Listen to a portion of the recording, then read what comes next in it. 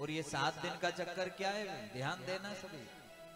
ये सप्ताह के जो 7 वार है, यही 7 दिन का चक्कर है। भले 100 साल का हो गया व्यक्ति, लेकिन है इसी 7 दिन के चक्कर में है। 7 वार है। ये चक्रधारी का चक्र चल रहा है।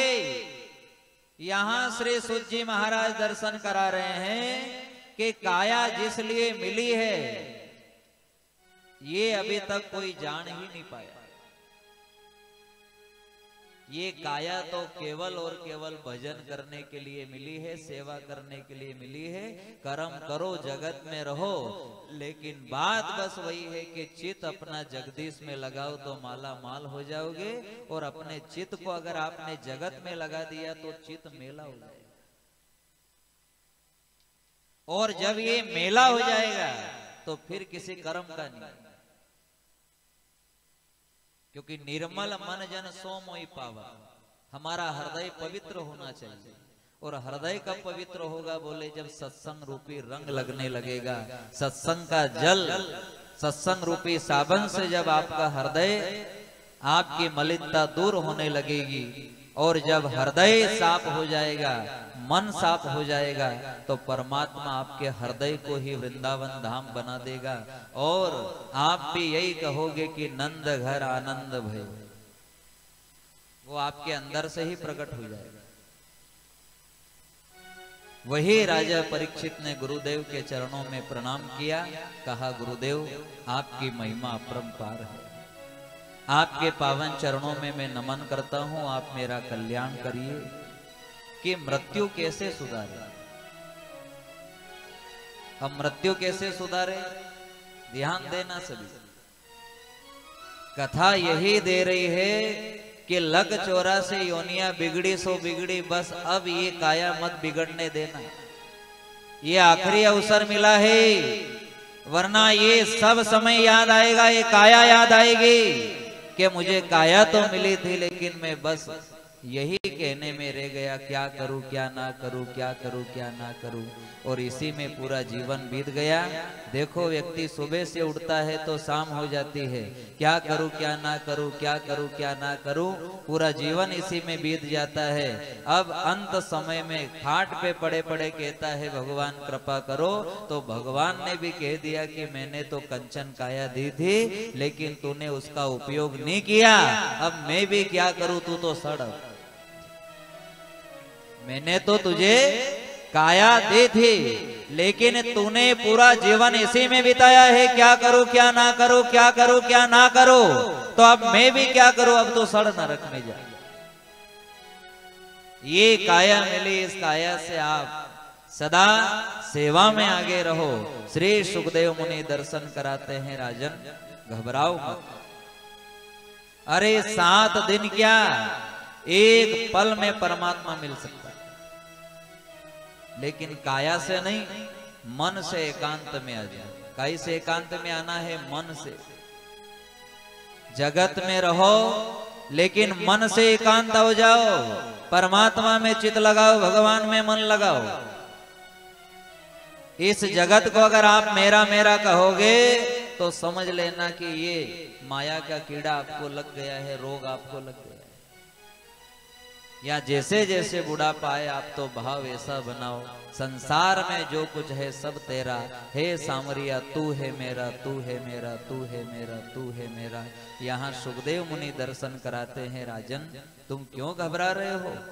अरे ये काया तो मिली ही इसीलिए रे कि भगवान मिलेगा। काया तो मिली ही इसीलिए कि भगवान मिलेगा, तो भाव बदल ले। या भगवान की वाणी है कि जैसे जैसे बुढ़ापा आए आप अपना भाव बदलो। आपका भाव ऐसा होना चाहिए कि चाहे मेरे से पाप हुआ, लेकिन मेरा परमात्मा तो पतित पावन है, उसने बड़े बड़े पापियों को तारा है, वो मुझे भी तारेगा। क्यों? क्योंकि जब वो पापी को तारता है तो क्या भजन करने वाले को नहीं तारेगा? ये विचार वाली बात है नहीं, कि जब वो पापी को तारता है, धुंधुकारी जैसे को तारा है, बड़े बड़े महान पापी को तारा है, तो तो क्या वो भजन करने वाले को नहीं तारेगा? क्या तारेगा, बस विश्वास में विष नहीं आना चाहिए कि मेरा क्या होगा। नहीं, बस यहाँ सुत जी महाराज दर्शन करा रहे 88,000 ऋषियों को कि अगर सत्संग मिल जाए तो ये विश्वास फिर मजबूत कर लेना। क्या कि सत्संग क्या है? बोले सत्संग ही गुरु का वचन।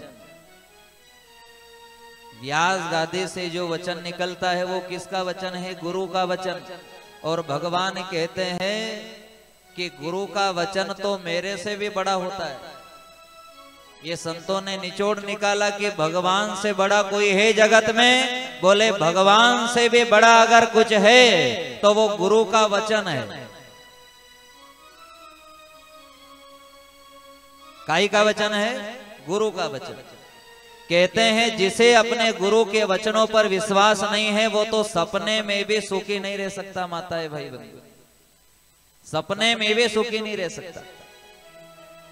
जिसे अपने गुरु के वचनों पर विश्वास नहीं है, जैसे यहाँ श्री सुखदेव मुनि दर्शन करा रहे राजन, सबरी की तरह अपने गुरु के वचनों पर विश्वास करना। कहते हैं सबरी को जब गुरु नाम दिया उस समय सबरी की उम्र क्या थी? 7 वर्ष। 7 वर्ष की कन्या की क्या उम्र है? विचार करो आप।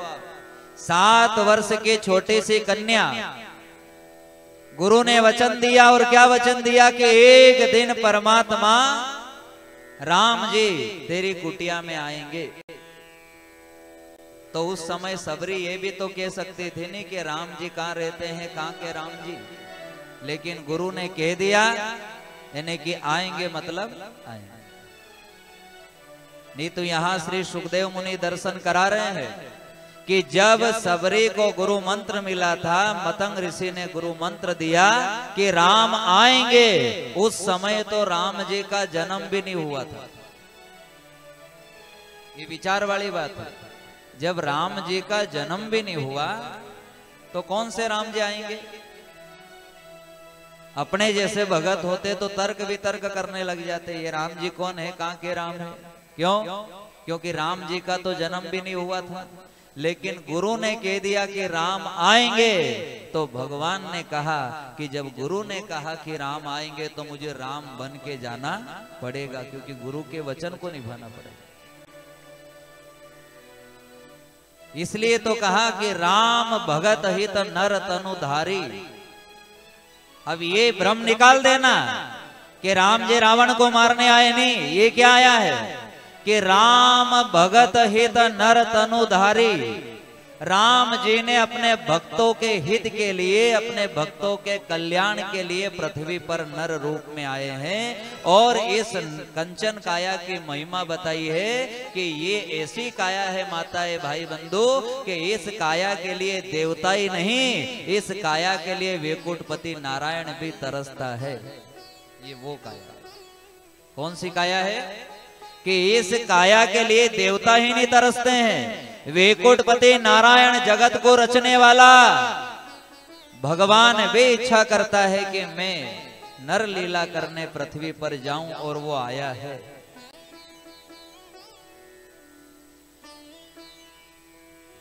और यही प्रश्न राजा परीक्षित ने किया कि मैंने तो सुना है कि भगवान निराकार है, और निराकार परमात्मा साकार बन के पृथ्वी पर क्यों आता है? क्या भगवान निराकार रूप में रावण को नहीं मार सकता था क्या? लेकिन यहाँ रावण को मारने की बात नहीं हो रही है, यहाँ तो बात कुछ और ही है कि राम भगत हित नर तनुधारी, सही संकट किए साधु सुखारी।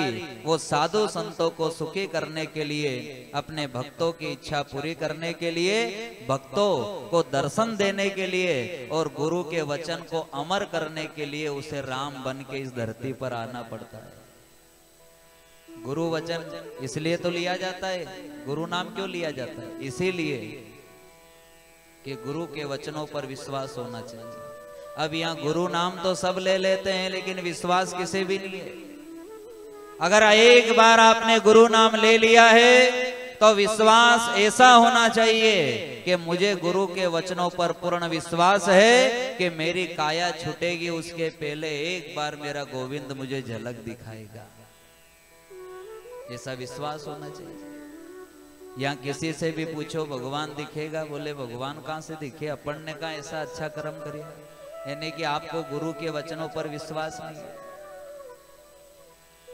अरे गुरु के वचन ने तो बड़े बड़े पापियों को तार दिया है, तो भजन करने वाले को क्यों नहीं तारेगा। आप जितनी माताएं बहनें भाई बंधु यहाँ बैठे हैं, जिन्होंने गुरु मंत्र धारण किया है, उनका भाव ऐसा होना चाहिए कि हमें संसार की सबसे बड़ी संपत्ति गुरु मंत्र के रूप में मिल गई है। और जब गुरु का वचन मिल गया है तो ये साक्षात महादेव जी और भवानी की वाणी है कि गुरु के वचनों पर जिसे विश्वास है तो भगवान को उसके द्वार पे जाना ही पड़ेगा, जाना ही पड़ेगा उसके द्वार।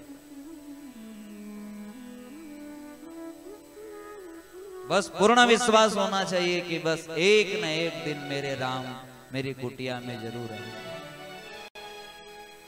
श्री सुखदेव मुनि दर्शन करा रहे हैं कि सबरी की तरह चाहे काया में बुढ़ापा आ जाए, लेकिन भक्त को कभी विश्वास में बुढ़ापा नहीं आने देना चाहिए। एक भक्त जब भक्ति करता है तो अपने विश्वास को सदा जवान बना के रखना चाहिए। चाहे काया में बुढ़ापा आ गया, चाहे आंखों से सूझना बंद हो गया, चाहे हाथ पांव काम नहीं कर रहे हैं, लेकिन विश्वास आपका जवान होना चाहिए कि जब ये काया साथ नहीं दे रही है, बुढ़ापा आ गया है, तो बस इशारा मिल गया कि नारायण भी आने वाला है। क्यों? क्योंकि अब ये टिकने वाला नहीं ज्यादा। लेकिन यहाँ बुढ़ापे में देखो माया बैठी है सर पे। वो माया कह रही है कि जिस दिन से नर नारी पैदा हुए उसी दिन से मैं इनके पीछे पड़ी हूं कि मैं इनको नरक में डालूं, तो कैसे डालूं। इसलिए बुढ़ापे में माया ज्यादा सताए है। देखना आप या बताया जैसे जैसे बुढ़ापा आए तो मोह माया से दूर होते जाओ, संसार के संबंध को तोड़ते जाओ और केवल हरि से संबंध जोड़ो। लेकिन यहाँ जैसे जैसे बुढ़ापा आए, यहाँ जो बूढ़ी मासा मरने चली है उनकी भी इच्छा होती है कि मैं भी रकम पहन लूं। देखो जो मरने चली है कि आंखों से सूझना कम हो गया है, हाथ पांव चलना साथ नहीं दे रहे हैं, लेकिन फिर भी इच्छा यह है कि सोना चांदी की रकम पहन लूं।